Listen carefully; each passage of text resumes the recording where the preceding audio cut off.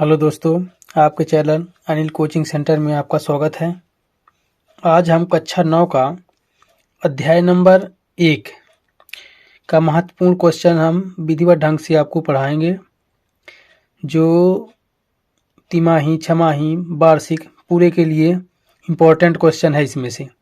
और आप यदि इसको पूरा पढ़ लेते हैं तो पूरे क्वेश्चन फंसने की संभावना है, छमाही में भी और वार्षिक में भी। तो हम पार्ट बाई पार्ट, मतलब एक पार्ट में कितने इम्पोर्टेंट क्वेश्चन हैं इसके बारे में पहले पूरा लिखेंगे। पहले क्वेश्चन भी बताएंगे, इसके बाद हम समझा के उसका उत्तर भी बताएंगे। फिर इसके बाद अध्याय 2, मतलब क्रमशः पूरा आपको हम पढ़ाएंगे और इस वीडियो के माध्यम से आपको पूरा प्रोवाइड कराएंगे। चलो चलते हैं। इसमें पहला नंबर, इस महत्वपूर्ण प्रश्न में क्या बताया गया है। इसमें लिखा है कि निम्नलिखित में से कौन से पदार्थ हैं। पहला नंबर इसमें बताया गया है कि निम्नलिखित में से पदार्थ। तो पदार्थ किसे कहते हैं? पदार्थ किसे कहते हैं? पदार्थ किसे कहते हैं? तो दुनिया की कोई भी जो चीज़ है जो स्थान घेरती है, मतलब यदि उसे हम रखें तो कुछ ना कुछ स्थान घेरे और उसका कुछ ना कुछ द्रव्यमान हो। द्रव्यमान किसे कहते हैं? द्रव्यमान का मतलब होता है वजन। वजन मतलब यदि कोई भी चीज़ है दुनिया का तो उसका कुछ ना कुछ वजन जरूर होगा, ठीक है ना। जिसका द्रव्यमान हो और स्थान घेरता है वह सब पदार्थ के अंतर्गत आते हैं, जैसे जल, वायु, बालू, एनीवे, मतलब कोई भी चीज़, ये सब पदार्थ के अंतर्गत आते हैं। परिभाषा क्या लिखेंगे? कोई भी वस्तु जो स्थान घेरती है या कि जिसका कुछ द्रव्यमान होता है वे सब पदार्थ के अंतर्गत आते हैं, ठीक है।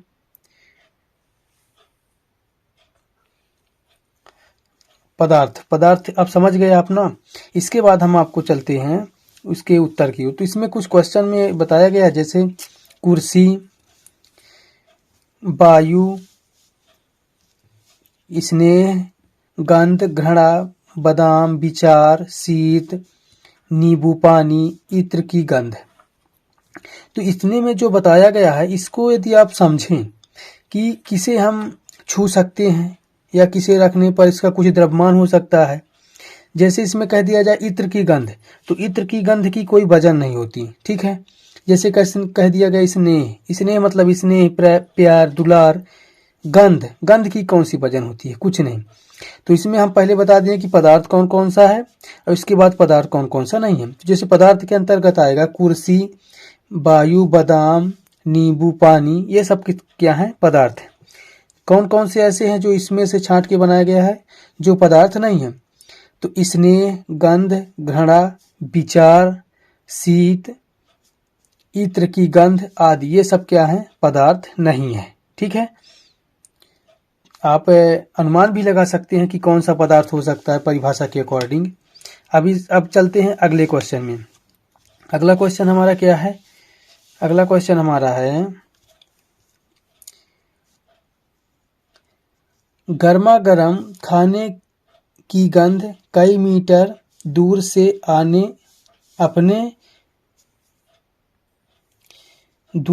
अपने पास पहुंच जाती है, लेकिन ठंड खाने की महक लेने के लिए आपको उसके पास जाना पड़ता है, ठीक है। तो जैसे खाना यदि दूर बन रहा है, यदि गर्म है तो उसकी महक दूर तक जाएगी, यदि ठंडा हो गया तो उसकी महक दूर तक नहीं जाती है। तो इसका कारण क्या है, इसको बताना है। तो गर्म खाने की गंध दूर तक पहुंच जाती है क्योंकि तापमान बढ़ने से कणों की गति तेजी से बढ़ जाती है या तेज हो जाती है या उनकी गतिज ऊर्जा बढ़ जाती है।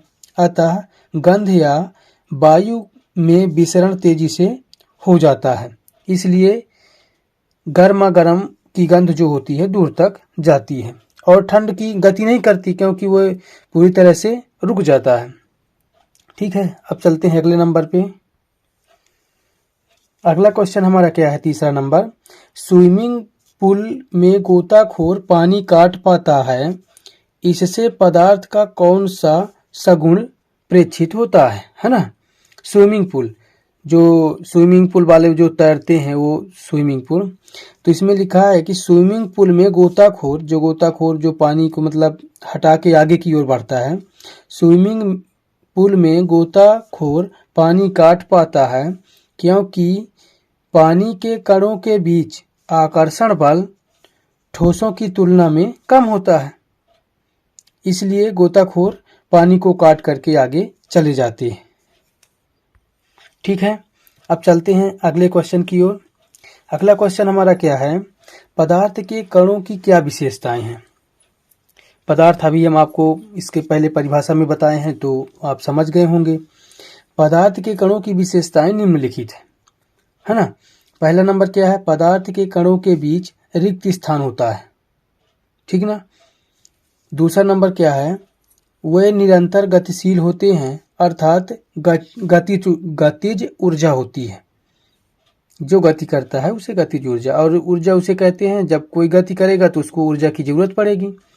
अगला नंबर क्या है, पदार्थ के कण एक दूसरे को आकर्षित करते हैं। ठीक है, अब चलते हैं अगले नंबर पे। अगला नंबर हमारा है क्वेश्चन, इसे लिखा कि निम्नलिखित तापमान को सेल्सियस में बदलें।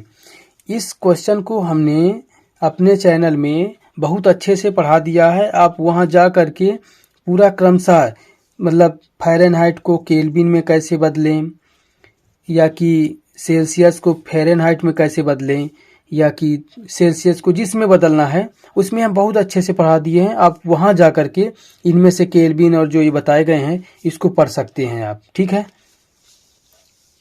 आप जाएंगे हमारे चैनल में और वीडियोज में जाइएगा तो वहां से आपको पूरा विधिवत ढंग से मिल जाएगा, ठीक ना। अब इसके बाद अगला क्वेश्चन हमारा बोल रहा है, ये हम जो पढ़ा रहे हैं ये अध्याय नंबर 1 की बात कर रहे हैं, ठीक है। फिर आपको अगला मिलेगा अध्याय नंबर 2, ऐसे करके पूरे हम अध्याय में आपको पढ़ाएंगे। अगला नंबर क्या है, गर्म शुष्क दिन में कूलर अधिक ठंडा क्यों करता है। गर्म शुष्क दिन में कूलर अधिक ठंडा क्यों करता है। तो इसमें बताया गया है कि गर्म शुष्क दिन में तापमान की अधिकता व आर्द्रता में कमी के कारण बाष्पीकरण की दर तेज हो जाती है या तेज होती है। बाष्पीकरण की दर अधिक होने के कारण कूलर अधिक ठंड हो जाता है या अधिक ठंडा करता है। ठीक है, अब अगला नंबर देखेंगे। जैसे इसमें क्वेश्चन है कि गर्मियों में घड़े का जल ठंडा क्यों होता है ना। तो गर्मियों में तापमान अधिक होता है, अतः घड़े की बाहरी सतह से जल के बाष्पीकरण की दर बढ़ जाती है। बाष्पीकरण के दौरान घड़े की सतह के कण घड़े के अंदर के जल या आसपास की ऊर्जा प्राप्त करके वाष्प में बदल जाते हैं। बाष्पीकरण की प्रसुप्त ऊष्मा के बराबर ऊष्मीय ऊर्जा घड़े के जल के अवशोषित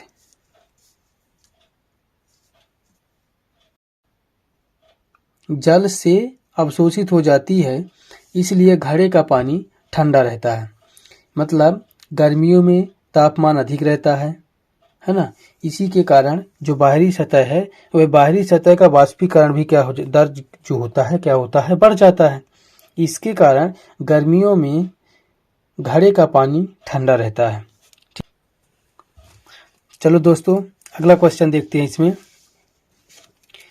इसमें अगला क्वेश्चन है, गर्मियों में हमें किस तरह के कपड़े पहनने चाहिए। तो गर्मियों में हमें सूती कपड़े पहनने चाहिए, क्योंकि गर्मियों में हमें अधिक पसीना आता है। चूँकि सूती कपड़ों में जल का अवशोषण अधिक होता है, अतः हमारा पसीना इसमें अवशोषित होकर वायुमंडल में आसानी से बाष्पीकृत हो जाता है और हमको शीतलता मिलती है या ठंडाहट मिलती है।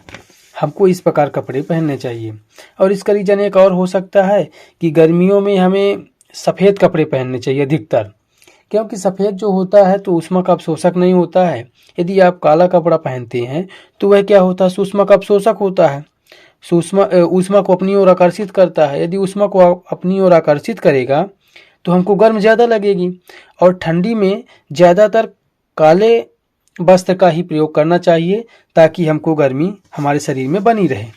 इसमें एक और हम आपको पढ़ाएंगे जिसमें इसमें कुछ मापने की योग्य राशियाँ और उनके मात्रक भी बताए गए हैं। ठीक है, तो इसको हम पढ़िए। और इसको आपको पढ़ना भी बहुत ज़रूरी है क्योंकि आपके पेपर में ये 1 नंबर का क्वेश्चन ज़रूर आया करता है। ठीक है, तो जैसे इसमें राशि बताया गया है, मात्रक और प्रतीक, मतलब इसकी पहचान। तो तापमान का क्या होता है, केल्विन होता है। केल्विन को का संकेत क्या होता है, के। क्या होता है, के। तापमान लंबाई मीटर, मीटर का संकेत यम। ये संहति बोला गया है, द्रव्यमान भी आप इसे बोल सकते हो। द्रव्यमान को किलोग्राम, किलोग्राम को केजी। भार का क्या होता है, न्यूटन, न्यूटन का क्या होता है, यन। आयतन मतलब घन मीटर, घन मीटर मतलब यम के घाते क्यूब्ड। और घनत्व में क्या बताया गया है, किलोग्राम प्रति घन मीटर, केजी यम इनवर्स 3। दाब का क्या होता है, पास्कल, पास्कल मतलब पीए। ठीक है, यदि वीडियो अच्छा लगा हो तो दोस्तों के साथ शेयर करें। जय हिंद, वंदे मातरम।